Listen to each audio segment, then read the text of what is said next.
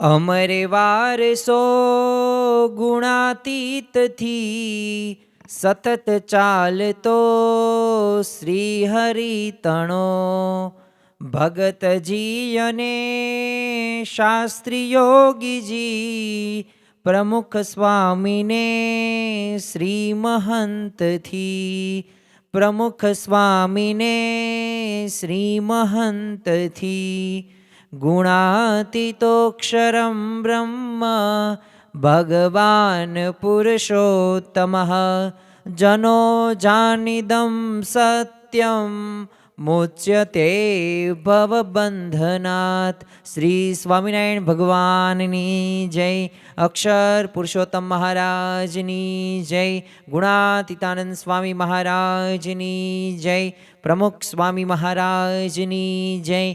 પ્રગટ ગુરુ હરિ મહંત સ્વામી મહારાજની જય. સુરત અક્ષરધામ મહોત્સવની જય. દરેક દિવ્ય હરિભક્તોને ભાવથી જય સ્વામી નારાયણ. આજની સભાની અંદર ઉપસ્થિત દરેક ભક્તજનો કે જે એક પ્રશ્નનો જવાબ મેળવવા માટે એકઠા થયેલા છીએ, પરંતુ આ પ્રશ્નનો જવાબ આપણી પાસે ઘણી બધી વખત હોય છે અને નથી પણ હોતો. આપણને ઘણી બધી વખત એક પ્રશ્ન પૂછવામાં આવે છે કે આ હજારો કરતાં વધુ સંતો હોય, કે આ હજારો કરતાં વધુ મંદિરો હોય કે શાસ્ત્રો હોય, કે આ 150 કરતાં વધુ સામાજિક પ્રવૃત્તિઓ તમે ચલાવો છો, તો તમે કયા સિદ્ધાંતને વરેલા છો? અને આ મૂળ અનાદિ અક્ષર મૂર્તિ આ ગુણાતીતાનંદ સ્વામી કોણ છે? અને આ અક્ષરરૂપ થઈને પુરુષોત્તમની ભક્તિ કરવી, આ તમારો સિદ્ધાંત તમે સમજાવો. અને એ શાસ્ત્રોના આધારે તમે સમજાવો કે તમે તમારી રીતે આ ઉપજાવેલી વાત છે અને મનમાં આવે એ રીતે કહેલું છે. તો જ્યારે આવો પ્રશ્ન આપણને પૂછવામાં આવે ત્યારે આપણી પાસે એ પ્રશ્નનો જવાબ બહુ હોતો નથી. બસ કેવા પ્રશ્નના જવાબો હોય છે કે બસ અમારા બાપ દાદા વખતથી સત્સંગ છે, આ અમારી 5મી પેઢીનો સત્સંગ છે, અમે છેલ્લા 20 વર્ષથી સત્સંગી છીએ, અમે વ્યસન મૂકી દીધું એટલે અમે આ સત્સંગની અંદર આવ્યા છીએ અને અમે ઘણું નવું નવું શીખવી છીએ, અમારા બાળકો સંસ્કારો એ પ્રાપ્ત કરે છે. તો આપણી પાસે આવો જવાબો હશે, જે જવાબો સાચા છે, ખોટા નથી. પરંતુ જ્યારે અક્ષર બ્રહ્મની વાત આવે અને આજ્ઞા અને ઉપાસના, કારણ કે ગુણાતીતાનંદ મૂળ અક્ષર સહજાનંદ એક પરમેશ્વર પ્રગટ સત્પુરુષ મોક્ષનું દ્વાર BAPS અસ્મિતા, આ ઉપાસના અને આપણી આજ્ઞા કે જે ગુણાતીત ગુરુ પરંપરાએ અને જે શ્રીજી મહારાજે આપી છે આપણને આજ્ઞા અને નિયમો, તો એ આપણી આજ્ઞા છે ને એક બાજુ ઉપાસના છે. અને આ ઉપાસના અને આજ્ઞા અક્ષરધામમાં જવા માટેની 2 પાંખો છે. એટલે ઉપાસના પણ બરાબર રીતે આપણે દ્રઢ કરવાની છે અને આજ્ઞા પણ એ સારધાર રીતે પાલન કરવાની છે. આમ તો જો અક્ષર પુરુષોત્તમ સિદ્ધાંત રહ્યો ને એક વૈદિક સનાતન સિદ્ધાંત છે. અને તમે જોવો ને કે સર્વે શાસ્ત્રોનો સાર એ અક્ષર પુરુષોત્તમ સિદ્ધાંત છે. અને એ જ આજનો પ્રવચનનો આપણો વિષય છે કે શા માટે મૂળ અક્ષર બ્રહ્મની આવશ્યકતા છે કે જરૂર છે. અને આ પ્રશ્નનો જવાબ આપણે આ પ્રવચનની અંદર એ મેળવવાના છીએ અને શાસ્ત્રોક્ત રીતે આપણે વાતો કરવાના છીએ. અને શ્રીજી મહારાજે વચનામૃતની અંદર શું કહ્યું? શ્રીમદ ભગવદ્ ગીતાની અંદર અક્ષર બ્રહ્મની વાત આવે છે કે નથી આવતી? કે મુંડક ઉપનિષદ હોય કે તેતરીય ઉપનિષદ હોય, તો દરેક શાસ્ત્રોમાં આ વાત આપવામાં આવી છે કે નથી આપવામાં આવી? તો એનું આજે આપણે સ્પષ્ટીકરણ કરવાના છીએ અને પાછું શાસ્ત્રોના આધારે વાત કરવાના છીએ. મનમાં આવે એ રીતે આજે આપણે પ્રવચન સાંભળવાના નથી અને હું એવી રીતે કરવાનો પણ નથી. કારણ કે આ મુદ્દો એવો છે કે જે આપણને જે પ્રાપ્તિ થઈ છે એને પ્રતીતિ સુધી પરિવર્તિત કરશે, અક્ષરધામ જેવું સુખ આપશે. અને મુખ્ય વાત તો એ કે આપણે જે સત્સંગ સ્વીકાર્યો છે ને આપણે જે સિદ્ધાંતને વરેલા છે, તો આ સિદ્ધાંતની ગરિમા, અસ્મિતા, ગર્વ એ મેળવવા માટે આ વાતો એ સમજવી જરૂરી છે, સાંભળવી પણ જરૂરી છે. કારણ કે અક્ષર બ્રહ્મ ગુણાતીતાનંદ સ્વામી સાચા છે. ભગવાન સ્વામિનારાયણની બહુ મોટી કૃપા કે પોતે પુરુષોત્તમ નારાયણ આ ધરા ઉપર આવ્યા. એમનો મુખ્ય ધ્યેય કે મારે જીવોનું આત્યંતિક કલ્યાણ કરવું છે. અને એટલું જ નહીં, સાથે સાથે એ અક્ષર બ્રહ્મ પોતાના અનાદિ ધામને પણ પોતાના અનાદિ સેવક અને એક ઉત્તમ ભક્તને લઈને પધાર્યા છે. અને એ એટલે કોણ? તો અક્ષર બ્રહ્મ ગુણાતીતાનંદ સ્વામી. અને એ જ આપણી ગુણાતીત ગુરુ પરંપરાની અંદર એ આપણને જોવા મળે છે. ગુણાતીતાનંદ સ્વામીનું એક વાક્ય જ્યારે આપણે વિચાર કરીએ ને ત્યારે આપણને ખ્યાલ આવે કે હું તો ચિરંજીવી છું. તમારા બધાયના દેહો તો 30, 35, 40 વર્ષે એ વહી જશે, પણ હું તો ક્યારેય જવાનો નથી. અરે ગુણાતીતાનંદ સ્વામી જૂનાગઢ મંદિરના મહંત હતા. પોતે 40 વર્ષ 4 મહિના અને 4 દિવસ સુધી રહ્યા. અને ત્યારે અંતિમ સમય એમના હતા અને કહ્યું કે હવે તો બસ, હવે મહુવા જઈને અમે રહેશું. એટલે કે ભગતજી મહારાજ દ્વારા પ્રગટ રહેવાનો કોલ એમને આપ્યો છે. અને ખરેખર આપણી ગુણાતીત ગુરુ પરંપરા આપણને મળી છે એ આપણો બહુ મોટા અહોભાગ્ય કહેવાય. પરંતુ શા માટે મૂળ અક્ષર બ્રહ્મની જરૂર છે? કારણ કે ઘણી બધી વખત આપણને તર્ક વિતર્કો પણ કરવામાં આવે છે કે પરબ્રહ્મ પરમાત્મા તો સર્વથા સમર્થ છે. તમે પણ કહો છો કે ભગવાનની મરજી વિના કોઈથી તણું પણ હલાવ્યું હલતું નથી. સર્વ કરતા હરતા ભગવાન છે અને એમની મરજી વિના નથી કંઈ થવાનું. તો પછી એ સર્વથા સમર્થ હોય તો પછી અક્ષર બ્રહ્મની આવશ્યકતા શા માટે છે? અને તમે આ અક્ષર બ્રહ્મ ગુણાતીતાનંદ સ્વામીને શા માટે, કયા આધારે તમે કહો છો? તો જો વાત સાચી છે, પુરુષોત્તમ નારાયણ સમર્થ છે. અને પોતે તે પુરુષોત્તમ નારાયણે વચનામૃતની અંદર હું તમને ખાલી 2 થી 3 સંદર્ભ આપું કે એની અંદર એ સર્વથા સમર્થની વાત આપવામાં આવેલી છે. લોયાનું 13મું વચનામૃત.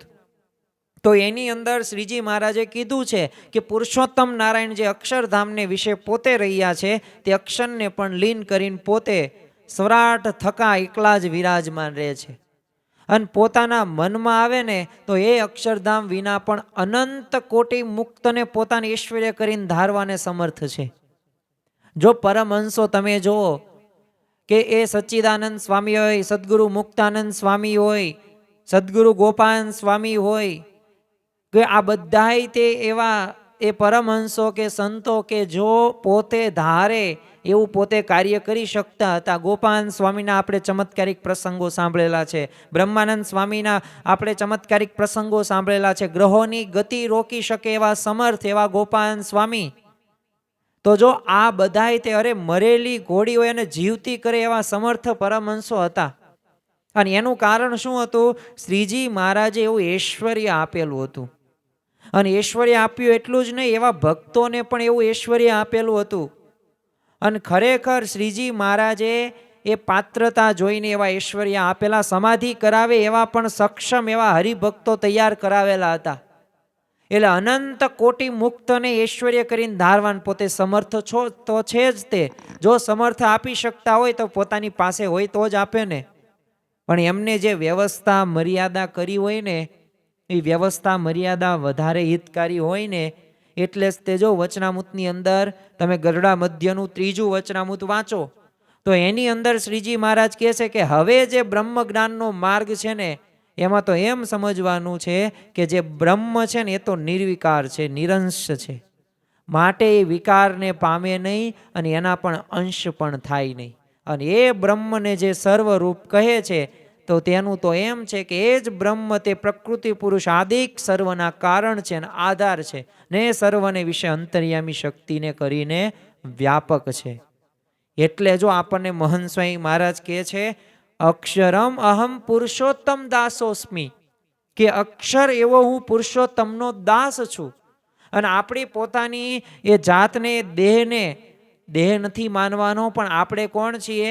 નિજાત્માનમ બ્રહ્મરૂપમ દેહત્રિય વિલક્ષણમ, કે હું તો આત્મા છું, હું દેહ નથી, દેહ મારું સાચું સ્વરૂપ નથી. તો જો એવી રીતે આત્મજ્ઞાન આપણે શીખવાનું છે અને એ આત્મા રૂપે આપણે વર્તવાનું છે.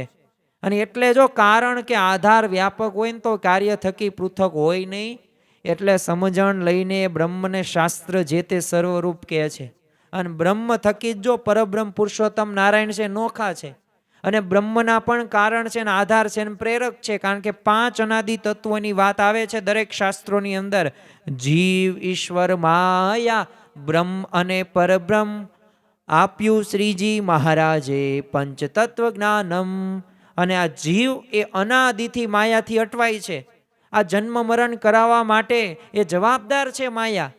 કારણ કે માયાથી કોઈ બહાર આવી શકતું જ નથી. અરે તમે જો, રાવણ પાસે બધુંય હતું, ત્રિલોકી હતો, પોતે બ્રાહ્મણ ઉચ્ચ કુળની અંદર હતો. એટલું જ નહીં, વેદો ઉપર ભાષ્ય લખ્યું હતું અને શિવજીનો ઉત્તમ ઉપાસક હતો. હજારો વર્ષો સુધી તપ કર્યું છે. પણ છતાં પણ તમે જુઓ કે સ્વભાવ માયા એને નડી છે. પરાશર ઋષિ તમે જુઓ, ભરત રાજા મૃગલામાં જીવ બંધાઈ ગયો. તો આવા તો ઘણા બધા દ્રષ્ટાંતો છે કે જેના ઉપરથી આપણે કહી શકીએ કે માયાથી જીવ અનાદિથી અટવાય છે. 84 લાખ યોની છે અને આ 84 લાખ યોનીની અંદર સર્વપ્રથમ, અને જો પ્રથમ નંબર આપણે આપવો હોય તો મનુષ્ય યોનીમાં છે. કારણ કે એવી અન્ય યોનીમાં એ ભગવાનની પ્રાપ્તિ આપણને થઈ શકતી નથી. પરંતુ એ આ મનુષ્ય દુર્લભો માનુષો દેહો, ભાગવતની અંદર કહ્યું છે દુર્લભ એવો આ મનુષ્ય દેહ છે. અને આ દેહથી એ આપણે ભગવાનની પ્રાપ્તિ કરી શકીએ છીએ. એટલે ખરેખર જો આપણે એવી રીતના સમજીને આપણા જીવાત્માને બ્રહ્મ સંગાથે એકતા કરવાની છે અને સ્વામી સેવક ભાવે ઉપાસના કરવાની છે. અને એવી રીતે સમજે ને ત્યારે બ્રહ્મ જ્ઞાન છે અને પરમ પદને પામ્યાનો એ નિર્વિઘ્ન માર્ગ છે. ને એ નિર્વિઘ્ન માર્ગ મેળવવા માટે એ બ્રહ્મ સંગાથે આપણે એકતા કરવી જ પડશે. એ આપણે અક્ષરરૂપ થઈને પુરુષોત્તમની ભક્તિ કરવી હોય તો આપણે બ્રહ્મ સાથે જોડાવવું જ પડશે, અક્ષર સાથે જોડાવવું જ પડશે. અને પરબ્રહ્મ સુધી પહોંચવાનો એ સેતુ સમાન કહ્યું છે. તો એ બ્રહ્મ જ્ઞાન મેળવવા માટે, એવી બ્રાહ્મી સ્થિતિ પ્રાપ્ત કરવા માટે, એવા પરમ પદને પામવા માટે એ આપણે બ્રહ્મ સાથે મન કર્મ વચને જોડાવવું પડશે. એટલે આ મૂળ અક્ષર બ્રહ્મની જરૂર છે. આ બ્રહ્મની જરૂર એટલે છે.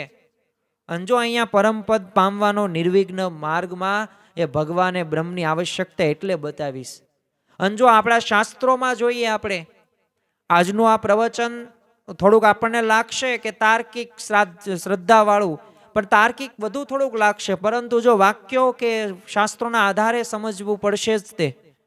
અને કારણ કે આપણે કોઈક અન્યને પ્રશ્નનો જવાબ આપણે દઈ શકવા પડે કે અમે જે આ અક્ષરરૂપ થઈને પુરુષોત્તમની ભક્તિ કરીએ છીએ અને અક્ષર બ્રહ્મ કહીએ છીએ, તો અક્ષર બ્રહ્મ આ છે.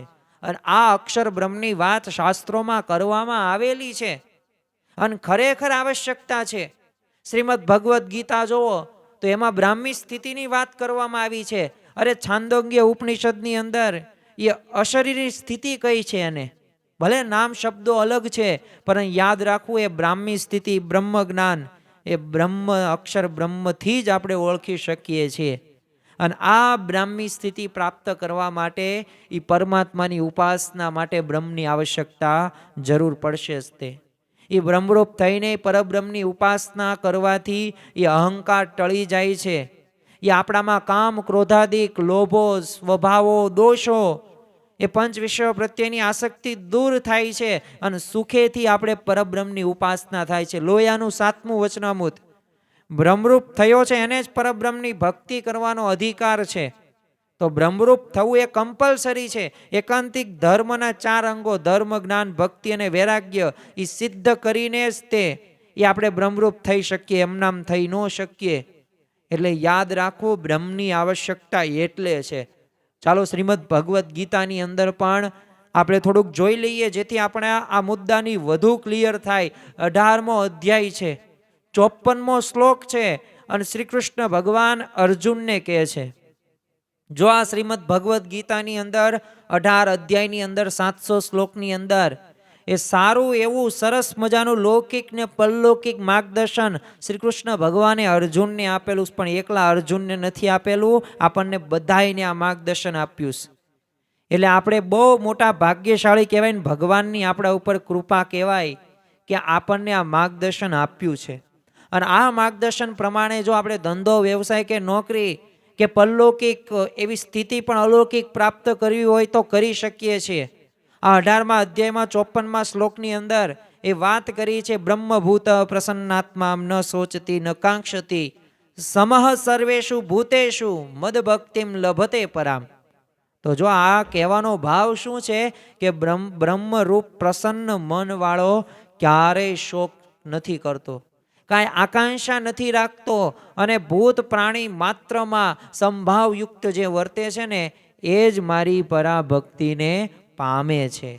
તો જો અહીંયા બ્રહ્મરૂપ પ્રસન્ન મન વાળો, તો એ પ્રસન્નતા પ્રાપ્ત કરવા માટે એ જો અર્જુનના જીવનની અંદર એ દ્વંદ્વ યુદ્ધ વચ્ચે પોતે ફસાયેલો હતો, હવે એ પોતે સર્વસ્વાચી હતો, એકાગ્રતા વાળો, પુરુષાર્થ વાળો, ગુરુને રાજી કર્યો હતા એમને, પણ છતાં પણ તમે જુઓ કે જીવનના દ્વંદ્વની અંદર પોતે પ્રથમ દિવસે જ હારી જાય છે, પોતાનું મુખ સુકાવા લાગે છે, અને ગાંડી તે પોતે બાજુમાં જ મૂકી દે છે, રથ પાછળ સંતાઈ જાય છે અને કહે છે કે હું જેના ખોળામાં રમ્યો એવા ભીષ્મ પિતામહ સાથે મારે યુદ્ધ કરવાનું, જેને મને વિદ્યા શીખવાડીને આવો સક્ષમ કર્યો અને શ્રેષ્ઠ ધનુર્ધારી બનાવ્યો ને એની ગુરુ દ્રોણાચાર્ય સામે મારે યુદ્ધ કરવાનું, અને મારે યુદ્ધ કરવું જ નથી.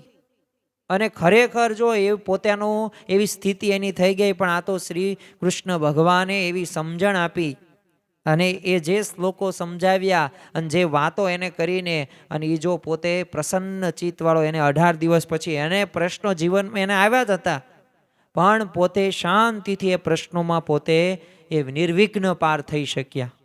તેનું કારણ શું હતું કે પોતે એ સમજણ એમને પ્રાપ્ત કરેલી હતી. અને બીજું છે, અક્ષર બ્રહ્મને જાણવાથી પરબ્રહ્મનું યથાર્થ જ્ઞાન થાય છે. કારણ કે પરબ્રહ્મ પરમાત્મા સુધી પર પધારે ને ત્યાં લોક મર્યાદાનું કારણ પોતાની મહિમા ન કે, ત્યારે સત્પુરુષ એમનો મહિમા સમજાવે છે. એટલે આ કાંઈ વાત ભગવાન કાંઈ પોતે પોતાની મહિમા, તોય જો કૃપાએ કરીને એમનો મહિમા આપણને કહ્યો છે, આપણને વાત સમજાય. પણ તમે જુઓ કે જે અક્ષર બ્રહ્મ જે રીતે આપણને મહિમા કહે છે ભગવાનનો, એ બીજા એ પોતે એટલો બધો મહિમા ન કહી શકે. એટલે આપણે આ અક્ષર બ્રહ્મની જરૂર છે. એટલે આ મૂળ અનાદિ અક્ષર બ્રહ્મ ગુણાતીતાનંદ સ્વામીની વાત આવે છે અને સત્પુરુષની વાત આવે છે, અને સત્પુરુષ જ આપણને એ સાચી વાત સમજાવે છે. તમે જો રામચરિત માનસની અંદર પણ ઉત્તરકાંડની અંદર એક વાત કરવામાં આવી છે. જો આજે આપણે મુદ્દાનું વિષયાંતર નથી કરવાનું, પણ શા માટે અક્ષર બ્રહ્મની આવશ્યકતા છે, આ વાત વિષય ઉપર જ તે આપણે એ સમજવું છે. એટલે જો રામચરિત માનસની અંદર લખેલું છે કે ભાવ સહિત ખોજઈ જો પ્રાની, ભાવ ભગતિ મની સબ સુખ ખાની, મોરે મન પ્રભુ અસ વિશ્વાસા, રામ સે અધિક રામ કર દાસા, રામ સિંધુ ઘન સજ્જન ધીરા, ચંદન તરુ હરિ સંત સમીરા, સબ કર ફલ હરિ ભગતિ સુહાઈ, સો બિનુ સંત ન કાહુ પાઈ. અહીંયા જો ભગવાનને એક સમુદ્રની ઉપમા આપવામાં આવી છે, અને સંતને એક મેઘ સમાન કીધા છે. તેઓ જો સમુદ્રનું ખારું પાણી મીઠું કરીને મેઘની જેમ વરસીને એ બધાની તરસ છીપાવે છે, તો એમ આ રામચરિત માનસની અંદર આ જ વાત સંતનો આ મહિમા આપવામાં આવ્યો છે.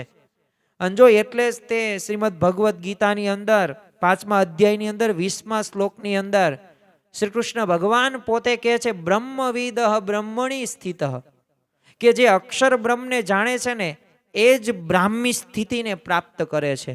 તો જો આપણી બધાની આ ઈચ્છા છે કે આપણે એવી બ્રાહ્મી સ્થિતિ પ્રાપ્ત કરવી છે. આપણને મહિમા પણ ખબર છે કે આ બ્રાહ્મી સ્થિતિ જો એક વખત પ્રાપ્ત થઈ જાય ને, તો સુખ હોય કે દુઃખ હોય, ચડતી હોય કે પડતી હોય, એ ગમે તે વિપરીત પરિસ્થિતિ વચ્ચે આપણે સ્થિર રહી શકીએ છીએ. જેમ ગુણાતીત ગુરુ પરંપરા પોતે સ્થિર રહી શક્યા છે, એવી જ રીતે આપણે પણ રહી શકીએ છીએ, આપણને ખ્યાલ છે. અને આ બ્રાહ્મી સ્થિતિ આપણે પ્રાપ્ત કરવી પડશે. સત્યકામ જાબાલીન તમે જો ગુરુ પાસે જાય છે, એવી બ્રાહ્મી સ્થિતિ પ્રાપ્ત કરવા માટે જાય છે. ગુરુએ શું કહ્યું? આજ્ઞા કરી કે હું તને આશ્રમમાં નહીં રાખું, પણ જો અત્યારે તને મારે વિદ્યા શીખવાડવી છે, પણ હું કહું એમ તું કર.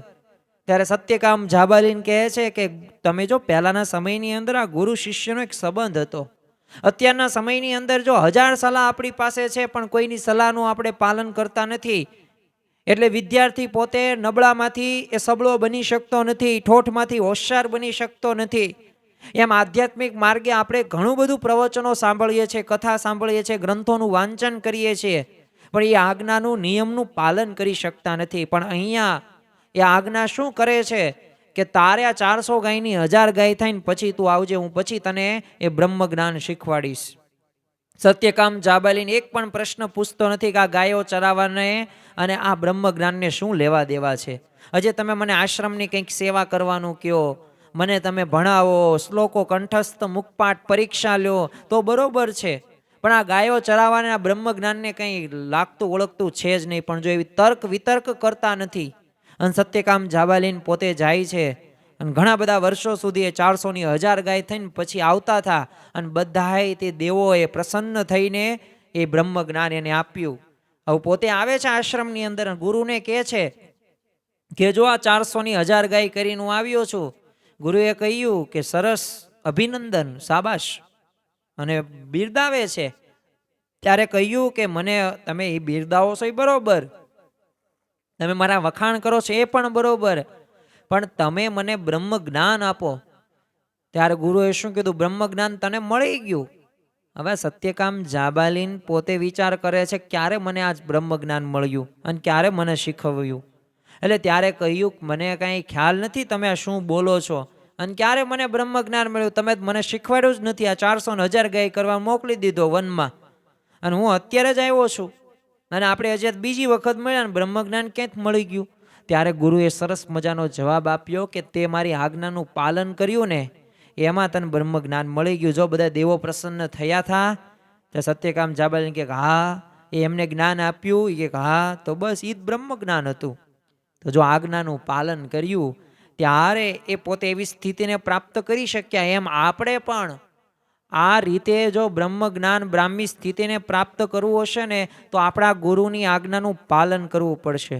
એમના વચનમાં વિશ્વાસ રાખીને એ આપણે મંડી પડવાનું છે. જો જે પણ આવી સ્થિતિએ પોતે પહોંચ્યા છે એમને એમના ગુરુની આજ્ઞાનું પાલન કરેલું છે અને તો જ એ સ્થિતિ સુધી પોતે પહોંચી શકે.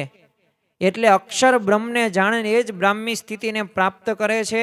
એ શ્રી કૃષ્ણ ભગવાન 5મા અધ્યાયમાં 20મા શ્લોકની અંદર કહે છે.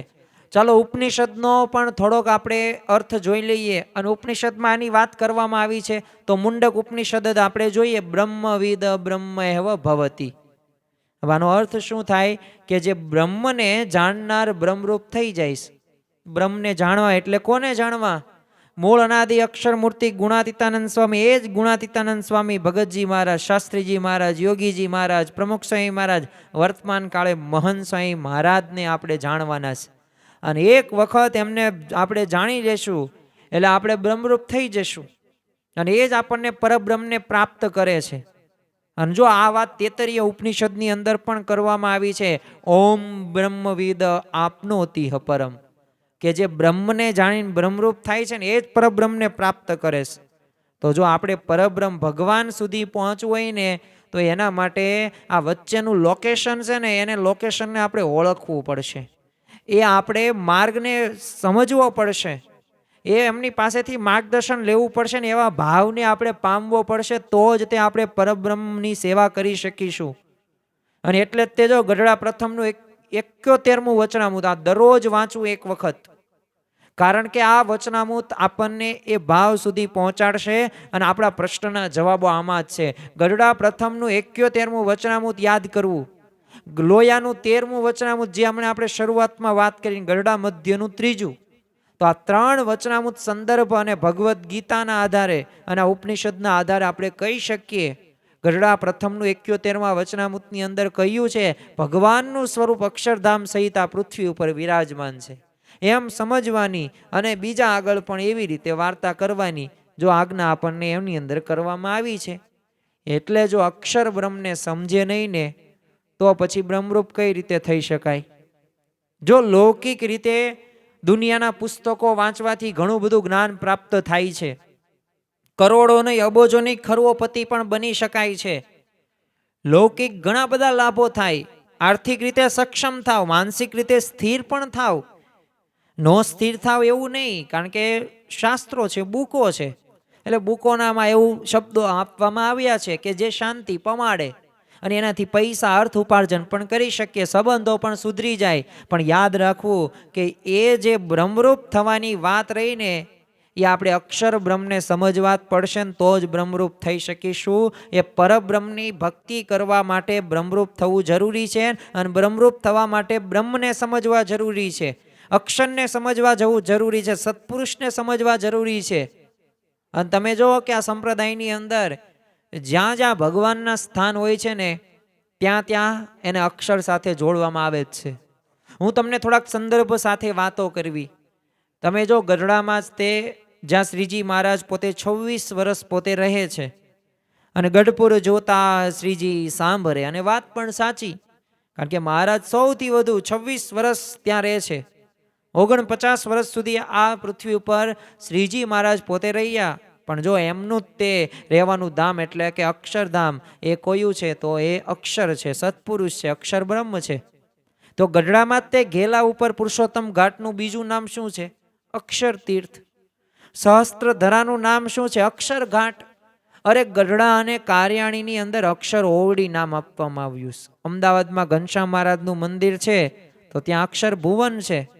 તમે વડતાલમાં જો પ્રસાદીની વસ્તુઓ સંગ્રહાલયમાં સાચવવામાં આવેલી છે તો એનું નામ શું છે? અક્ષર ભુવન. અરે જુનાગઢમાં શ્રીજી મહારાજે સ્નાન કરેલો એક કુંડ છે ને તો એનું નામ શું છે? બ્રહ્મકુંડ. જુનાગઢમાં મહારાજ રહેતા તો એને અક્ષર ઓવડી કહેતા. અરે ગોંડલની અંદર ગુણાતીતાનંદ સ્વામીના અગ્નિ સંસ્કાર કરેલા ને તો એ સ્થાનનું નામ જ્યાં આપણે ગોંડલ જઈએ છીએ અને અક્ષરદેરીની પ્રદક્ષિણા માનતા રાખીએ છીએ તો એનું નામ શું છે? અક્ષરદેરી. ટૂંકમાં બ્રહ્મરૂપ થવા માટે એ બ્રહ્મની જરૂર પડવાની જ છે અને શાસ્ત્રોના આધારે ઘણી બધી સ્થાનો ઉપર આપણને આ વાત કરવામાં આવેલી જ છે. એટલે આજના પ્રવચનની અંદર આપણે આ એક પ્રશ્નનો જવાબ મેળવ્યો કે શા માટે મૂળ અક્ષર બ્રહ્મની જરૂર છે.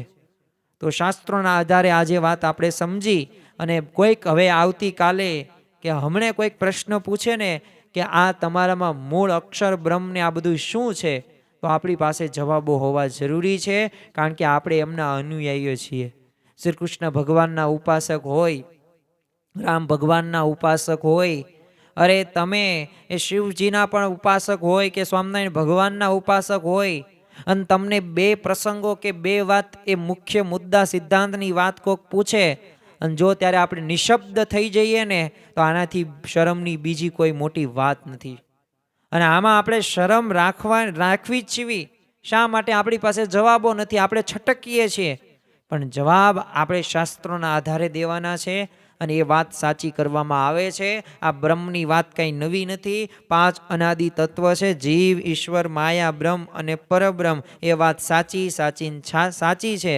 તો ખાસ આપણા જીવનની અંદર આજના દિવસે મહારાજ સ્વામીના ચરણોમાં પ્રાર્થના કરીએ કે આપણા જીવનની અંદર પણ આ મૂળ અક્ષર બ્રહ્મની શું આવશ્યકતા છે, શું જરૂર છે, આ વાત સમજાય, બીજાને પણ આપણે સમજાવીએ અને એ સિદ્ધાંત પ્રમાણે એ આપણે ભજન ભક્તિ કરીને એ આપણે સત્પુરુષને રાજી કરી શકીએ. એ જ આજના દિવસે પ્રાર્થના. શ્રી સ્વામિનારાયણ ભગવાનની જય.